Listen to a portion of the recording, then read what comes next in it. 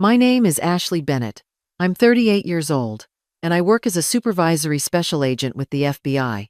The last time I saw my family was 3 years ago at my grandmother's funeral, standing under a gray sky, while my older sister Laura laughed and called me a barista playing FBI cosplay. It wasn't even meant as a joke.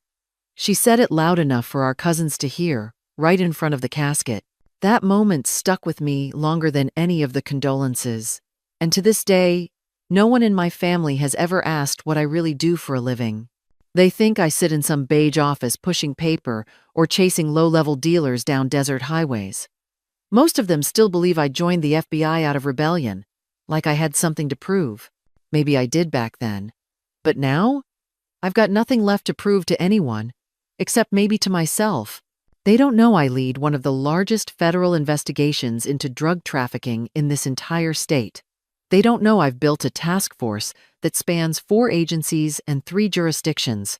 And they definitely don't know that the latest arrest in our case, one of the most pivotal to date, is my nephew. Yes, Mason Bennett, Laura's son. The family's pride and joy. He's in custody now. Because of me. And they have no idea what's coming. It was a Tuesday morning when it happened. I was already 2 hours into a multi-agency briefing, half listening to updates from the forensic accounting team, when one of the junior analysts slid a folder across the table toward me. Nothing out of the ordinary. We were reviewing new intel from a raid in Tempe, part of a coordinated effort that had been building for months. I opened the folder like I had done 1,000 times before. Booking photo on the left, financial documents stapled behind it, contact charts and notes scribbled in the margins. But the second I saw his face, the air in the room shifted. My body didn't move, but my pulse spiked hard enough I could hear it in my ears. Staring back at me was Mason Bennett. I don't even know how long I looked at that photo before I blinked. His hair was shorter, maybe a little messy, still had that smug smile I remembered from every holiday dinner. Age 23, charged with conspiracy to distribute controlled substances and money laundering. The timestamp on the photo was from 12 hours earlier. No one in the room knew he was my nephew. I closed the folder, careful not to draw attention. Every word that followed in the meeting faded into background noise. I just kept thinking about Thanksgiving 2 years ago. Mason showing off his Stanford hoodie. Laura bragging about how he was already interning at a major investment firm. He was always the star, always the one who made the family proud. And now, he was part of a drug trafficking network that had taken me 3 years to infiltrate. Mason wasn't a fluke or a fringe participant. He wasn't some kid who got caught at a party with the wrong crowd. According to the reports, he had been laundering money through a web of fake LLCs, shell investments, and crypto transfers. Clean, fast, nearly invisible. He was smarter than I wanted him to be. The real punch in the gut came when I saw how well his fake investment vehicles mirrored ones I had personally used in prior sting operations. He was mimicking federal tactics. He knew how to cover his tracks. That told me this wasn't just Mason freelancing. Someone had coached him, someone older, someone experienced. And I had a sick feeling I knew exactly who that someone was. The emotional weight didn't hit me all at once. It snuck in through the cracks, one wave at a time. First came disbelief, then dread, then the slow, gnawing pain in my chest that I'd come to recognize after years in this line of work. The pain that only shows up when your personal life collides with your mission. I wanted to call someone, to scream, to demand how this happened without me knowing. But that wasn't an option. I had agents in the room, and I was their lead. I was the one giving orders. I couldn't fall apart just because the face in the folder belonged to my sister's son, so I buried it. Not forever, just for the rest of the meeting. When it ended, I didn't go back to my office. I walked down the hall to our internal database room, closed the door, and pulled every file we had on Mason Bennett. There were dozens of records, each one more damning than the last. I read until my eyes ached. Text messages, bank transfers, IP logs, surveillance photos, from a restaurant in Scottsdale, where he met with a known cartel lieutenant.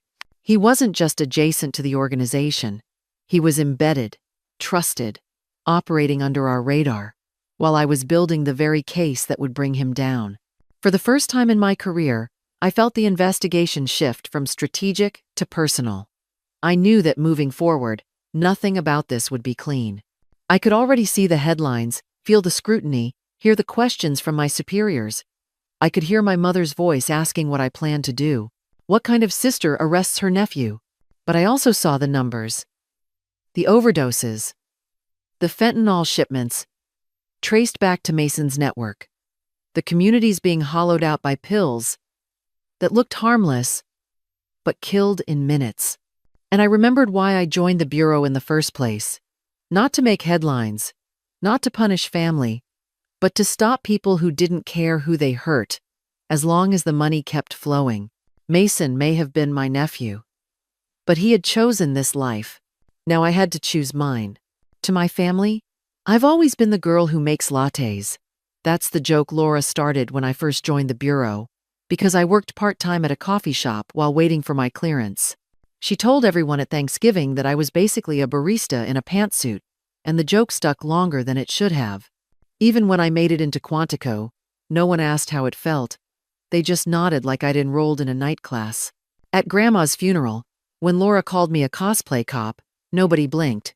She was a partner at a law firm by then, and every word out of her mouth carried this smug, polished confidence that I never learned how to fake. I stopped trying to explain what I did after the first year. The security protocols made it hard, but the lack of interest made it harder. It wasn't just Laura. It was the way my dad introduced me as working in government, and how my uncle always asked if I still had to do all that running around in the desert. Sometimes it felt like I could have said I was chasing aliens, and they'd still have nodded politely and gone back to asking Mason about his latest startup. No one ever asked about the cases. No one ever wondered how I felt testifying in court or sitting across from people who'd smuggled drugs inside children's toys. They didn't want that picture of me. So I let them believe what they wanted. It wasn't cowardice. It was control. The less they knew, the less I had to defend. And in this job, silence isn't weakness. It's survival. Still, every holiday I'd walk through the door, knowing I'd spend the night listening to Laura talk about her firm's merger or Mason's internship, and not once would anyone ask how I was holding up after a 20-hour stakeout or an undercover run gone sideways. That kind of disregard doesn't make you angry, it makes you invisible. But invisibility had its perks. While they saw a girl playing FBI, I was climbing ranks. I was building cases that dismantled entire smuggling routes. I was earning respect from judges, agents, prosecutors, even from people I arrested. Every time someone laughed behind my back, I filed it away, not for revenge, just to remember what it felt like to keep going anyway.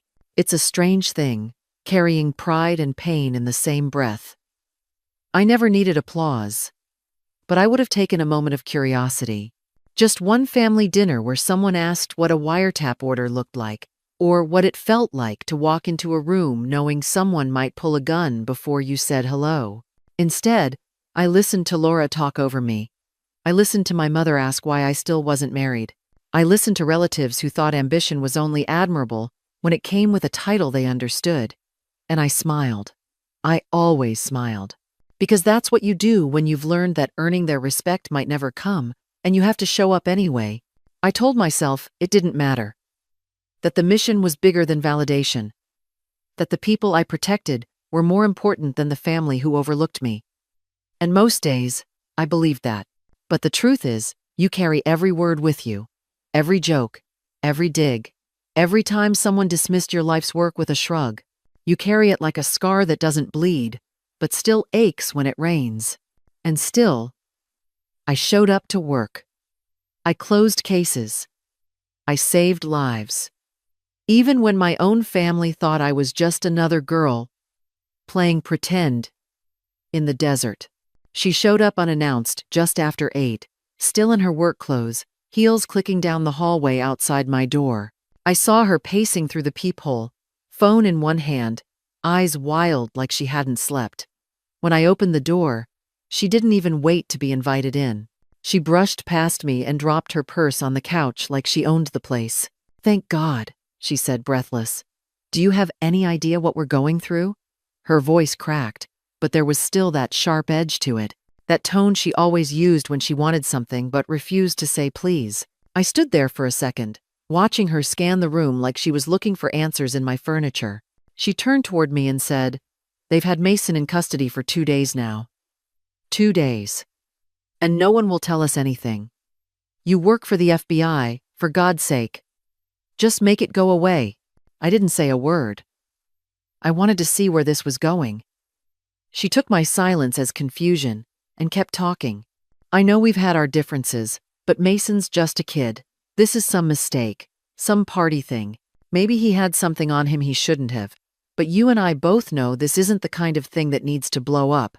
She paused, waiting for me to nod, to agree, to jump in with some assurance that everything would be fine. I didn't. Her frustration deepened. "You know people, Ashley.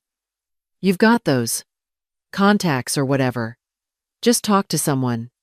Cut a deal. Or pull the file. Something. You're not powerless." That was the word that stuck in my throat. Powerless. Like that's what she thought of me. Like I was just some assistant with access to a few forms and favors. Maybe a desk with a badge. She still didn't get it. After everything, she still thought I was the screw-up sister with a government ID and a boring job. "I've already called everyone I know," she went on, pacing now. "Lawyers, old classmates, even that judge Dad used to play golf with. No one's giving me straight answers. But you work there. You're FBI. Surely you can talk to someone." Quietly. Her voice dropped at that word. Quietly. Like this was just a small stain that could be scrubbed out before anyone noticed. She still believed this was manageable. That Mason had made a small mistake, and Big Sister Ashley would sweep it under the rug like a dropped glass at a family dinner. I walked to the kitchen and poured myself a glass of water, mostly to keep from saying something I couldn't take back. She followed me, heels clacking on the tile. "You've always been so private about your work. I get that. I do. But this is family. It's Mason. He's a good kid. Just confused. And scared." I turned to face her, holding the glass in both hands. "Laura, what exactly do you think I do?" She blinked like I'd spoken a foreign language. "You're with the Bureau. You arrest dealers. You investigate things. Nothing. Huge, right? Not cartel stuff. I mean, I didn't think you were that deep in." Her words hung there. Half apology, half dismissal. That was the moment I realized she had never once Googled my name, never read a press release, never cared enough to ask beyond the surface. She looked around my modest apartment, eyes pausing on my badge on the table, my files half hidden under a dish towel. She still saw me as the little sister who needed help figuring out a career, the one who made her own coffee because she couldn't afford a barista anymore. And now, she wanted me to fix her son's involvement in a federal drug case like I was canceling a parking ticket. I didn't answer her right away, because the truth was, nothing I said would change what she believed about me. At least not yet. I let her speak. I let her pour out every excuse, every soft denial, every desperate plea that her son wasn't like the others.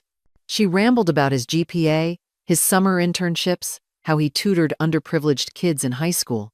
She tried to paint a picture of a boy who'd simply taken a wrong turn, not someone who'd been running a financial front for one of the most violent cartels in the country. When she finally stopped, I set my glass down and walked to the drawer by the bookshelf. I pulled out a slim folder and placed it on the table between us. "This isn't classified," I said quietly. "These are the public filings. The charges were made official this morning." Laura looked at the folder like it might bite her. She didn't move to touch it. I opened it for her and pointed to the indictment. Her eyes scanned the page, and I watched as the words began to land. Conspiracy. Laundering. Continuing criminal enterprise. Her fingers trembled as she turned the page and saw Mason's name. "No," she whispered. "This can't be right. He didn't do this. He's not capable of this." I sat down across from her. He island, and I've been watching him for over a year. We have wire transfers, surveillance footage, phone records. Laura, it's not just circumstantial. It's airtight. She pushed the papers away like they might burn her. Her voice rose. You're his aunt. You're supposed to protect him. How could you do this? I leaned in, voice steady. I didn't do this to him. He made his choices. I did my job. Tears welled up in her eyes, but her jaw stayed clenched. You could have warned us. You could have said something before it got this far. I shook my head. That would have compromised the case. I couldn't say anything. Not even to you. She stood abruptly and walked to the window, arms wrapped around herself like she was trying to hold her body together. You really think he deserves to go to prison? Her voice cracked. You think your nephew is a criminal? I stayed seated, but my tone sharpened. I know what fentanyl does to teenagers. I've seen parents bury their kids because of pills Mason helped move. So yes, if the evidence says he did this, then he needs to face the consequences. Laura turned to face me, broken but angry. He's my son. I gave everything for him. You don't understand what it's like to be a mother. I stood now, the weight of her words heavy, but not enough to shake me. And I gave everything to protect families like ours. I swore an oath, and I won't bend it for anyone. She stared at me for a long time, like she was trying to find the sister she remembered in the woman standing in front of her. Maybe that sister was gone. Or maybe she'd never really seen me at all. Her lip quivered. You're choosing your job over your family. No, I said quietly. I'm choosing right over wrong. And in that moment, something in her broke. Not all at once, but in small, visible pieces. Like someone realizing the house they built was sitting on a fault line. What kind of person arrests her own nephew? That question has echoed in my mind more times than I can count. Sometimes at night, when the house is still and my badge feels heavier than it should, I wonder if I crossed a line I'll never come back from. I see Mason's face in that holding cell and remember when he was a toddler in a superhero costume, running through my parents' backyard. I remember his laugh, his curiosity, how proud Laura was when he got into Stanford. And then I remember the numbers. 72 overdoses in a single county last year. I remember the mother who collapsed at her daughter's funeral when we told her the pills were counterfeit. I remember the boy in the ICU, brain dead at 16, because he took half a tablet before track practice. Those aren't stories I read. Those are lives I've stood beside, names I've written into reports, faces I've carried home long after the case files were closed. And the trail always led back to someone like Mason, someone who thought their education or their privilege made them untouchable. I didn't choose this job for the power. I chose it because I've seen what happens when no one draws the line, when people close their eyes and hope someone else will clean up the damage. I swore an oath to protect people who don't have the power to protect themselves. So no, I didn't want this. I didn't want my sister crying in my apartment, or my mother begging me to make it all disappear. But I also didn't want more funerals, more kids who never got to graduate, more parents asking why no one stopped it sooner. Mason made his choices. I made mine. And if the cost of doing what's right is losing the people who never saw me clearly to begin with, then I'll carry that weight. Because someone has to.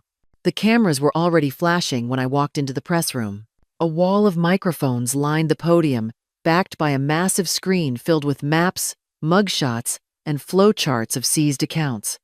I stood in my dress uniform, medals polished, posture steady, every inch the agent I had worked years to become. To my left stood the U.S. Attorney. To my right, senior leaders from the FBI, Delaware A, and Homeland Security. Behind us, the numbers told their own story: over 300 arrests, $58 million in assets seized, and enough fentanyl taken off the streets to save thousands of lives. When I stepped up to the mic, the room quieted. I delivered the facts clearly, each sentence measured and exact. I didn't mention names, especially not Mason's, though I saw the reporters flipping through packets that held everything they needed to make the connection. In the back, I spotted my father. He stood near the exit, hands folded, face unreadable. I wasn't sure if he was proud, ashamed, or just trying to understand who his daughter had become. For a moment, our eyes met. Then I looked back at the crowd and kept speaking. The operation's name echoed across the room: Project Sentinel. The culmination of 3 years of work, 14 agencies, hundreds of agents, and a mountain of sacrifice. I spoke about strategy and partnerships, but underneath the words was something heavier. This wasn't just a job. It was the sum of every moment I'd been overlooked, every comment dismissed, every time someone laughed at the idea that I was chasing real justice in a desert. And now, the world finally knew what I'd done. I ended my remarks with a single sentence that wasn't in the prepared notes. Justice requires clarity, even when it costs you. Then I stepped back. The room erupted with questions, but I had already said everything that mattered. That night, I sat on my back patio with my phone in one hand and a cup of tea in the other. The stars were just beginning to show above the desert, and the silence felt earned. One by one, the messages started coming in. First was my uncle, his voice shaky, saying he'd seen me on CNN and couldn't believe what I'd done. Then my aunt, calling me a hero, as if I'd always been one in their eyes. My cousin Sarah sent a long text full of heart emojis and words like proud and inspired, and I smiled at the irony. My father left a voicemail. His voice was slow, uncertain. He said he hadn't understood before, but now he did. That he was sorry. That he hoped it wasn't too late. Laura didn't call, but she texted. "I was wrong," it said. "I'm sorry. I wish I had seen you sooner." I stared at that message for a long time, not because I needed it, but because she finally said what I'd waited years to hear. As I listened and read through them all, I didn't feel triumph. Just stillness. Just a quiet release. Their approval used to feel like something I had to chase. But now, I knew I didn't need it. I had done what was right, and sometimes that has to be enough. I didn't choose this life because it was easy. I chose it because someone had to say no when everyone else looked away.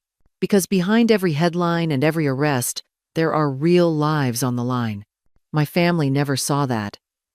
They saw someone who walked away from tradition, from comfort, from expectations. And maybe they thought that meant I walked away from them. But I didn't. I didn't turn against them. I just stood for something bigger than all of us. Something that asked more from me than silence and blind loyalty. I know now that being misunderstood by the people closest to you hurts more than any threat I've faced on the job. But it also taught me something about conviction, about knowing who you are, even when no one else does. In the end, I didn't choose blood. I chose justice. And if you had to choose between what's easy and what's right, what would you do?